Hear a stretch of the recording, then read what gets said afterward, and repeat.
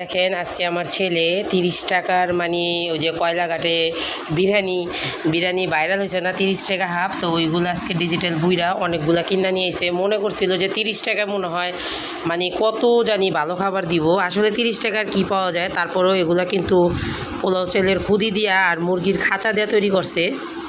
তো এক কথায় কিন্তু আমরা এটা প্রতারিতই হইতাছি। মানে 30 টাকা ঠিক আছে, কিন্তু তারপরেও তো বলতেছে যে মুরগির মাংস দিয়ে বিরিয়ানি রান্না করে, তাই কিন্তু মুরগির মাংস না, এগুলা মুরগির যে হাড্ডি গুড্ডি খাঁচা এগুলা দিয়ে কিন্তু এই দেখেন এটা কিন্তু পোলাও চাইল না খুদি। তো অল্প টাকায় আর কি বেশি দামের জিনিস তো আর দিয়া খাওয়াইবো না, বেচারা তো আর বেচারা লোকসান করবো না।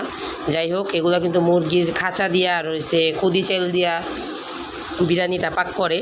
তো 30 টাকার ভিতরে মানে একজন খাইতে পারে, এটা ঠিক আছে। কিন্তু যারা যারা মনে করতেছেন যে পোলাও চাল দিয়া মুরগির মাংস দিয়া রান্না করে, এটা কেউ ভাববেন না। কারণ আমি আনছি আজকে, মানে আমার ডিজিটাল বুইরা আনছে আর বুঝতে পারলাম।